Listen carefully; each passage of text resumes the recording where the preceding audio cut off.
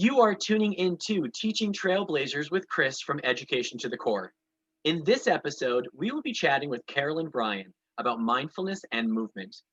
Carolyn is a second grade teacher from Northeastern Pennsylvania, and she is an expert and a guru with incorporating mindful activities into the classroom. If this is your first time hearing about Education to the Core, you landed in the right spot.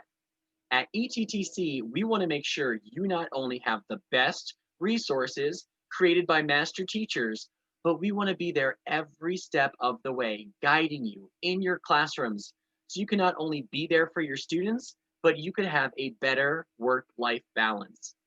Make sure to subscribe to the ETTC YouTube channel, like this video, and visit educationtothecore.com for tons of teaching tips, resources, and freebies, which are updated daily.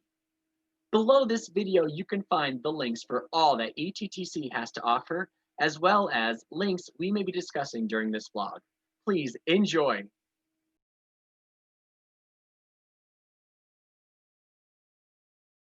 Hello, Teaching Trailblazers. This is Chris from Education to the Core, and I'm super excited. I'm sitting here with Carolyn Bryan from Northeastern Pennsylvania. Thank you so much, Carolyn, for taking time out of your day to join us. Thanks for inviting me. Of course. I'm really excited. As soon as this kind of thought came into my mind, you were the first person I thought of. I was super lucky to kind of just see you in action and see some of these activities taking place. And I'm really excited to talk into it and kind of share with our trailblazers that follow Education to the Core. I figured we might as well just kind of start with a very general overview of like, what is mindfulness? So if like teachers are kind of tuning in, they're like, I think I might know, or maybe if it's brand new to them. So what would be like kind of like a just general definition or overview of mindfulness? So mindfulness is, at least for me, and how I use it in my classroom, is taking a moment or longer to tune in with your body, your mind, your breathing, and the world around you. So I think a lot of times when people hear mindfulness, they immediately think of meditation, which could be a part of it, but people often have a negative connotation with meditation too, as something that's not accessible. But mindfulness is something that could be very small, and a small moment of tuning in to yourself to refocus, re-energize, de-stress. Like I've seen that kind of negative connotation to it. Like early on in my teaching year, like I started some like yoga movement and things in my classroom, and right away I used the word yoga, and right away they were like, whoa, you're not doing yoga. Like that's not, we don't believe in that. That's not a practice. That's so like how would you kind of address that negative conception to it, like the negative concept? I think giving examples of what we do with our mindfulness and our movement, and I don't usually call it yoga. You know, sometimes the kids really like a yoga pose. They like to say, oh, I know this one, I know this one.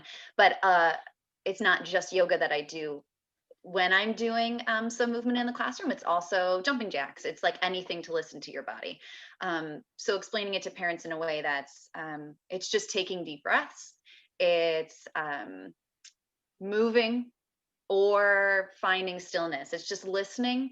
It's using your five senses and just being, having intention with it. And that's kind of what mindfulness is. We're doing all of those things all the time, but it's just the intention of knowing that you're doing it.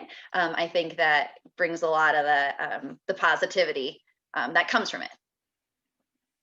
Oh, that's great. And you're definitely one of like the most positive people that I've been in my professional career with, and I'm super lucky to have you in my life in that capacity. So how did you even get started with this mindfulness, and like what brought you to it? Like how did you become interested in it? I took yoga classes in college and beyond, and I was really interested in yoga, mostly the movement part. So I did a 200-hour yoga teacher training, and through that I started to bring a little bit of yoga into my classroom, but not as like a theme in my classroom, more as an individual activity. I wasn't incorporating it the way that I do now. But so through my own yoga practice, I was becoming more aware of using mindfulness and meditation. And then I was seeing small ways that I could incorporate it into the classroom, and just started bit by bit bringing it into the classroom, starting with let's take 3 deep breaths when we're standing in line before we go into the hallway. Kind of as classroom management even. And anything that I felt, especially because I was exploring mindfulness in my own life, anything that I felt I needed at that time, like, okay, there is so much energy in this classroom. I have so much energy. We all need to just take a beat and to all breathe together, to take 3 deep breaths and then continue on our way. So small things like that is how I started to bring it into the classroom. And then I was lucky enough the past year to be able to go to 2 trainings at my local Northeastern Intermediate Union, and they were great. One was on yoga in the classroom, and one was mindfulness in the classroom. So I've been able to have some extra trainings along the way too, which is great. That's super exciting. And you kind of speak that you were super into yoga, and like it kind of, the bells kind of went off for me a little bit, is this important concept of like self-care, Hmm. and kind of like taking that step back and even sensing and knowing that you yourself as the teacher needs to take the 3 breaths, and more than likely if you have to take those breaths the children and students sitting in front of you also then need to kind of Yeah. take those deep breaths and everything. Only because I'm like super interested in self-care, and it's something I personally struggle with, of knowing and putting that in your schedule and how important that is just for your own well-being. So besides yoga, what's your go-tos for self-care besides yoga? Um, I really enjoy being outside, hiking, running, reading, um, you know, the basics, I guess. That is good. I was, after I asked, I was like, I guess I should Mm. have prefaced it with maybe like YouTube school appropriate Yeah. self-care. Like I thought we were going like straight to like You never know. wineries and libations that way. So, uh, but yeah, that's like so cool. Um, and I think, like, again, taking time to slow down with, I think the reading is, where that part comes in, and then moving. I think that finding a rhythm then in the classroom, and being in rhythm with the kids and seeing where their movement is, or if they need to, the energy level and all of those things, and just like adapting, and realizing that self-care during the day is possible. And instead of, like I said before, I was doing yoga as like an activity. Okay, so I have it scheduled that on Thursday at 1 o'clock we're going to do 10 minutes of stretching together. But instead, of what I've incorporated is, in the brain breaks, in the when we're reading. Okay, so this week we read about a swamp, and the students were listening to the sounds in the swamp. So we took a moment to close our eyes and listen to all the sounds around us. And I am sure that every other person who read that swamp story had their kids do the same thing, but introducing it as, how do you feel after? Did that make you feel calm? And having them listen to how they're feeling, and paying attention to it. Again, that intention of, not just, are we moving our body, are we stopping and listening or breathing or whatever it may be, but are we thinking about how we feel, so then we can use it at other times, and just take notice of it. so cool is that you're kind of just setting those students up for success, because you're really not only just modeling, but then finding those little moments in time, those teachable moments that sometimes we miss, or like we really focus on, and we kind of grab onto those moments because it's so exciting. So you kind of bring up a really interesting point, and it leads perfectly into the path and direction that I'm curious to go, is kind of how it plays into So currently now with coronavirus and different options of learning, some are full brick and mortar in person, some are hybrid versions, some are like our district is 100% still just virtual. Mhm. So I know you've been practicing mindfulness, and we'll kind of take it in steps Yeah. for a few years now. So let's pretend this never happened. We're back brick and mortar in person. You spoke about finding and feeling like the energy of the room and kind of knowing your students, and with them right in front of you, what kind of activities do you incorporate mindfulness? So one of my favorites, I learned it from actually at my intermediate unit. There was a local principal there, and Meg Duffy from Scranton, she led the uh, the course and talked about 5-finger breathing, and I love it. We use this one all the time.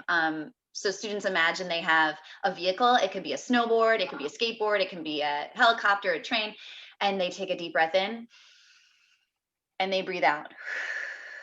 Breathe in and breathe out. And they go along and they also get not only the breaths, but the sensation of tracing. And I think for some students, that is in itself, if they're more tactile, that slows them down a little bit.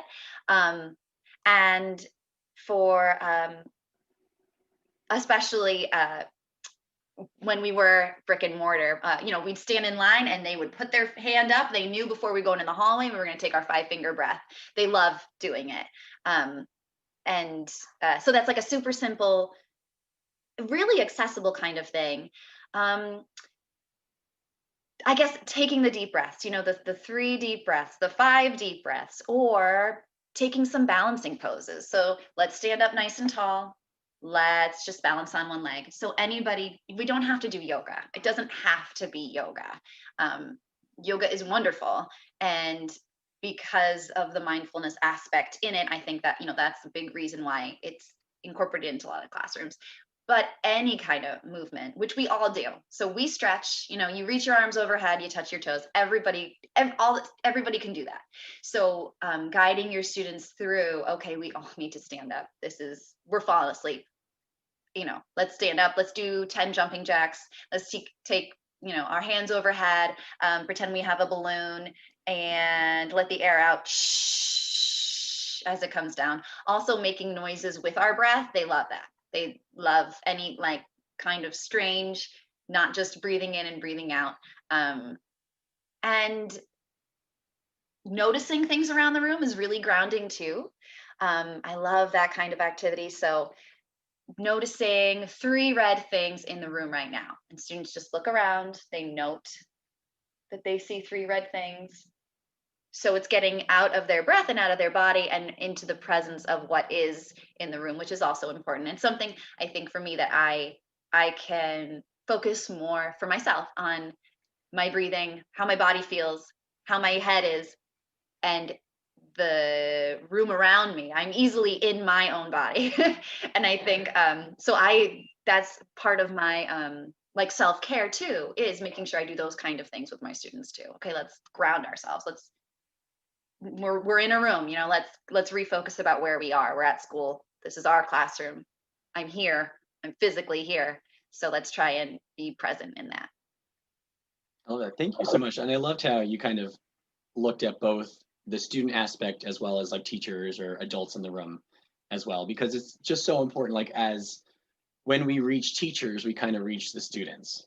So it's kind of starting with the adult presence, the teacher in the room, and trickling down again. So we really want to reach out to those teachers and kind of just see there's moments for you, and especially now in these stressful times.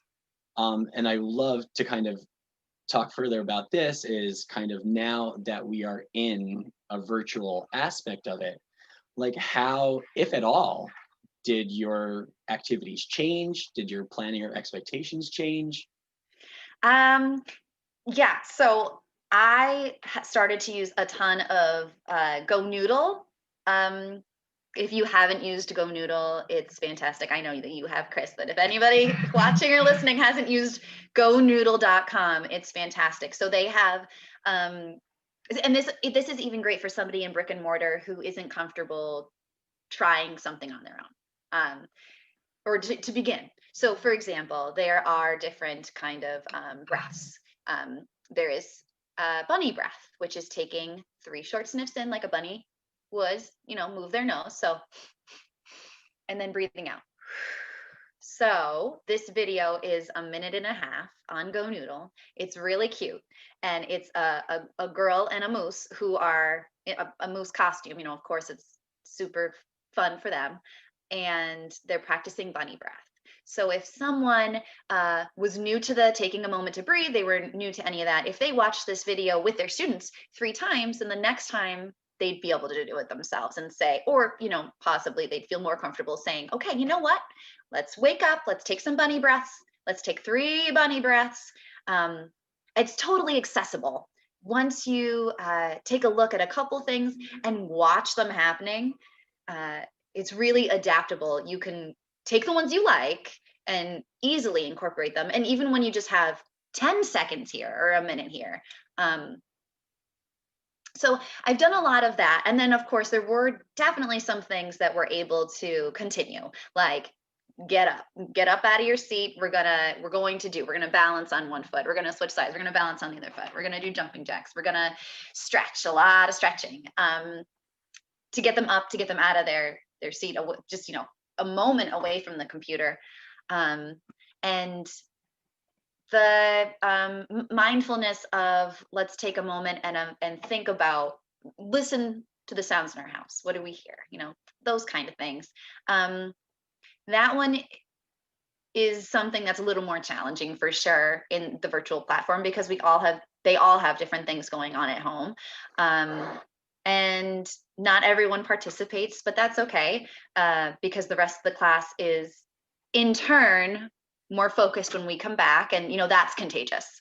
So even if students aren't participating, we invite them every time to participate, and if they choose not to, at least for me, that's okay.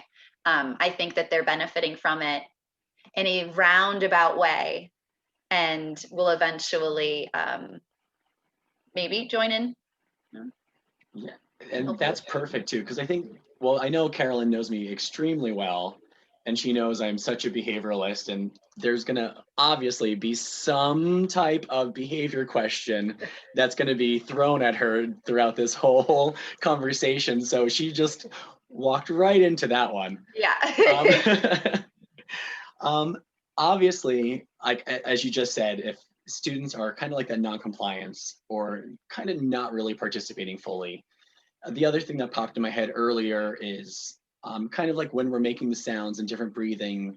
I know personally I do a lot of pulling like literacy into it. Like, okay, take a deep breath. Let's make the S sound out, or making vowel sounds and type of thing. If students are getting a little out of hand, or if you're focused at maybe being silly or animal noises, and they start and they're not stopping, how would you kind of approach both the non-compliance as well as that extra silliness, kind of disruptive behavior?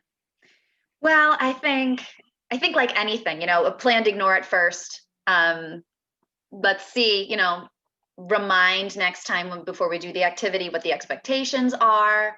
And that it is a classroom activity, and our classroom rules go right along with it. So at our class, in our school, we do have a clip system. So just reminding that if we are reminded so many times, I think there's a big difference between choosing not to do it and getting out of control doing it. So someone who's choosing not to participate, maybe because they are uncomfortable, if it feels a little strange for them at first, totally fine. If somebody is suddenly rolling around on the floor, then, that's a different story, where it's more of that, reminding about classroom expectations and going from there. And that gets tricky in the brick and mortar. There's some really great Eric Carle books where when you read them, you don't need to see pictures, you can really imagine it, kind of like a guided meditation.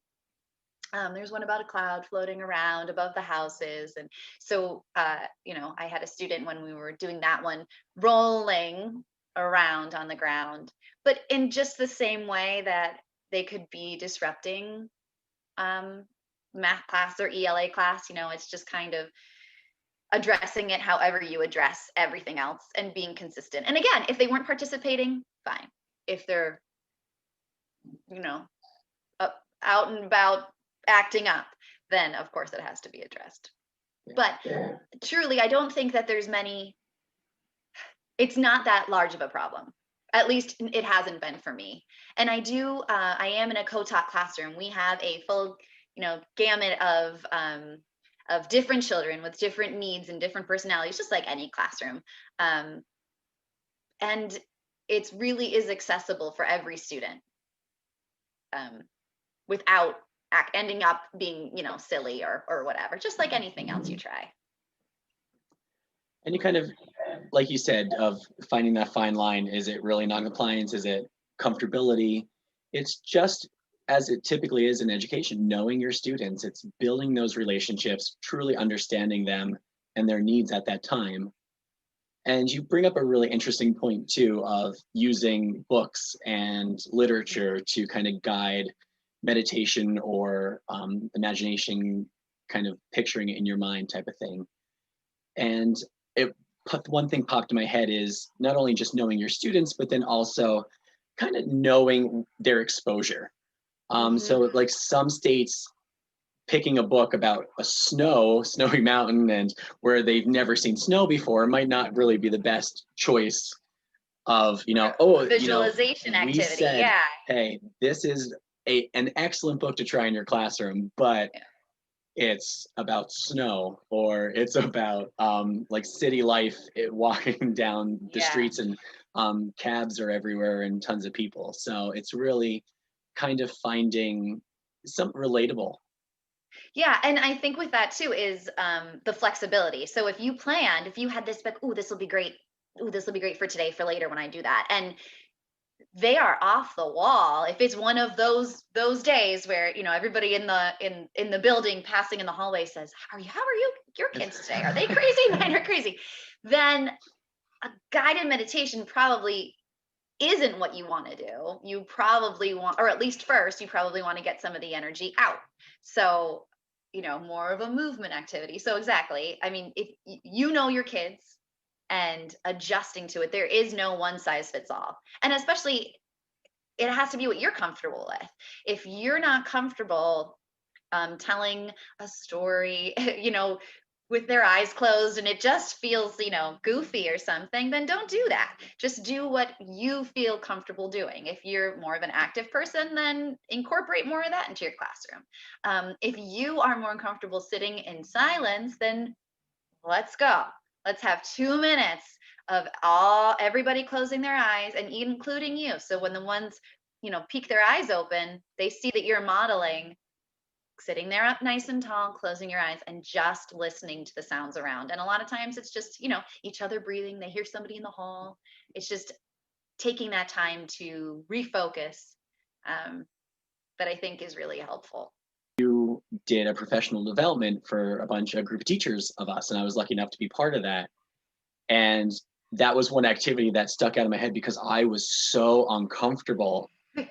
I personally am not a silent type of guy. I like having music in the background all the time. There's always something going on with me and in the background. And that moment of taking that silence and like closing your eyes with a small group of your colleagues and friends.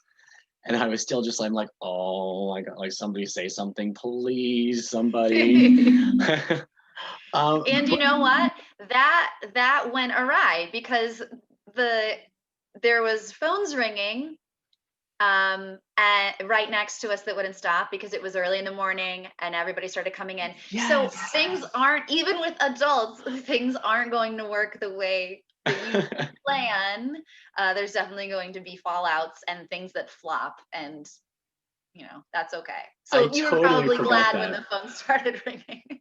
I did, yeah. It was either that, and then I feel like also at one point, like the announcements came on So it was like Yeah. that moment we were finally getting into it, and then like an announcement came on, like, "Oh, so and so, please call the office," and that Yeah, just yeah, it was a cracked us up. uh-huh. But I would love for you to share a little bit more about that professional development. It was kind of like a book study in a little bit. If you could like Yes. share like just the book or the title. I think I actually Yes, I have borrowed it. Okay, perfect. it. Yeah, it is called, oh my goodness, maybe I didn't bring it down today. Oh, there it is. It's called The Zen Teacher by Dan Tricarico. And it is, I keep using the word accessible, but it is so accessible. It is not geared for people who've been practicing mindfulness. It could be, absolutely, but it is really something easy, um, and a great introduction for anybody into mindfulness, but also a great way to, try and incorporate it into the things that you do at school, if you are already doing it. So again, the Zen teacher, Dan Tricarico. And then he also has a second book called Sanctuaries. And this one is also so good. This one's more of a self-care for teachers. And it piggybacks off of it, but it gives a lot of information, just ideas about what you can do during your school day, to make sure that you are practicing self-care at school and at home. It's a little bit of both. And, it's just reminding, and both of the books, that we run ourselves ragged. And I think as teachers, part of the run ragged is that even if we make it out of the building at the end of the day, we don't stop thinking about our students or our lessons, either the next day or the one that's in 3 weeks. It's really, really, really hard to turn it off when you're working with lives, you're working with children. And I think that reading something by a teacher who is trying to say it's okay to take this time, you need to, and to, him being um an expert, he wrote a book on it. It makes you feel like, oh, okay, I can do that then. I guess I can, if somebody is telling me specifically that I can. And it's just, some great ideas are in there. And the PLC was really great. It was a chance for us to read the book together and then do a couple mindful activities. Gratitude. We did a silent walk around the school. Things, and again, things that you can do with your children. So having your students, we tell them to be silent in the hallway, but instead of telling them to be silent in the hallway, how about saying, let's hear what we can hear in the hallway and be as quiet as we can in the hallway so that we can hear every sound. And it just changes behavior management, like it's, helpful, but it also changes their experience of walking to that next classroom. And if you do have to remind somebody, it's not a, no, no, no, we're not supposed to be talking, it's more of a, oh, I don't think you're going to be able to hear all the sounds if you're the one talking. A lot of things that we saw that were, for the teacher are also just things that you can incorporate into the classroom. And like mindfulness and yoga, what we do in the classroom is kid sized. It's not 20 minutes of silent meditation, which adults can't, I'm not going to say adults can't do, but a lot of adults aren't at that spot where they can sit and do 20 minutes of silent meditation. So we would never expect our students to do that. We do it in fun size, little amounts. And like you were saying before, Chris, know your audience. If it's the first time you're doing an activity, don't go for, the 100, whatever it is. Like start at 0. Start by just, I keep saying it, just taking breaths, but just start there. Something super easy and not Absolutely, yeah. scary. Oh, and this is something I've been thinking about all day, thinking about this interview. So I have to say that we had another PLC, and it was called Teach Like a Pirate. And in that book, it talked about how teaching, and it was just about your lessons, but how it is a small risk. It's not a big risk. Going skydiving is a big risk. Getting a new job is a big risk. Taking a new position, all of those things are these big risks. But when we try to incorporate something new into our classroom and it only takes even 45 minutes out. Say we're doing, a really new lesson, and it's going to be, if it bombs, it's okay. It's a small risk. You start over the next day, try and, going back to what you did before. So the same thing, if you try to incorporate something into your classroom and it's a minute or two and it does not work, it's such a small risk. Maybe you have to reel your kids back in. Maybe you lost 5 minutes. I know that, that's easy to say when we're not like in the classroom right now, because that is a big deal at the time. But in the grand scheme of it, if you try something, and I try to remind myself of that all the time, that it's, really trying something for a minute is a small risk to take to maybe really make a big impact in the long run. But thank you. It's so reassuring and kind of just that we're not alone. Like everybody has those moments, and it's kind of just thinking sometimes you're that lone man on the island, and it's like, oh my gosh, like that never happens to anybody else. Like it's only me. Why does everything have to happen to me? And we have these moments. So thank you. Thank you for sharing. Like I really appreciate that. So I would just love to kind of like sum this all up. And we spoke a little bit of kind of the behavioral management side of things, and kind of seeing how just students reflect from this kind of practice and including mindfulness. Have you seen any other type of like positive outcomes from your students in regards to like academics or beside like social emotional health, like any of those outcomes? So I'd say it's hard. I don't have the data. I didn't start one day and take my data, but I'd say coping skills, watching that. There are some students who, the moment they start getting worked up after we've done it, for weeks and weeks, they'll do their finger breathing, they'll take deep breaths.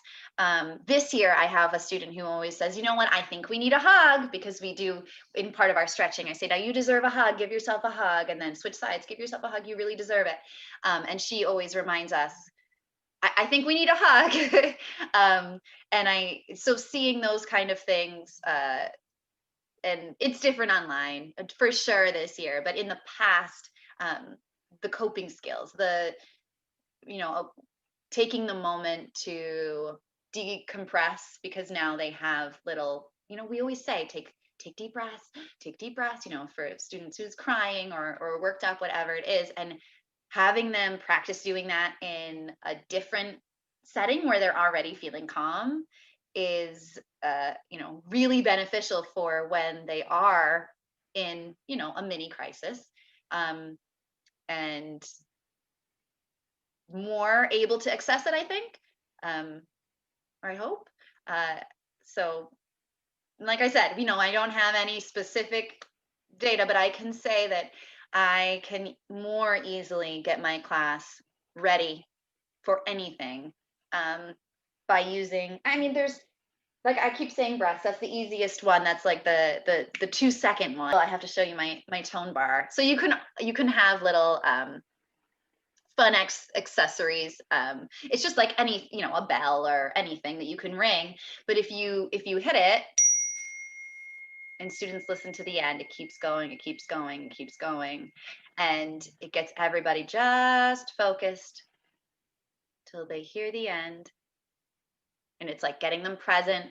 Okay, we're back in the room. All right, we're ready to move on to whatever it is. So whatever works for you. I find in myself that I really like the listening activities. I think that they sometimes help me refocus. So I make it a point to incorporate them more. But if you are more tactile, then maybe you're doing more activities like, all right, feel your pants. How are they feeling? Rough or soft? How does that feel? And then feel your fingernails. How does that feel? And then, feel one more thing. Okay, we're here, we're ready. So I think instead of okay, here we go. Okay, here we go. And, kids are still talking. It's just another way to use behavior management. And it's being intentional about it. It's like a 2-for-1. So the very kind of last thing that I would love to kind of leave our teachers with is any other like resources, like favorite places to go, and like kind of just how we get started. I know a big thing that you spoke of, and I'm going to take this, give a little plug, is you spoke a lot about deep breathing exercises and finding those little things like, and there is options like Go Noodle, which is Yeah. free and accessible to teachers. It just so happens that I recently, for Education to the Core, wrote a blog about 20, I wrote it and I can't remember how many I put down, 25 breathing techniques to use in the classroom. So that it breaks down, and I picked, there's 25 different options, even more than that.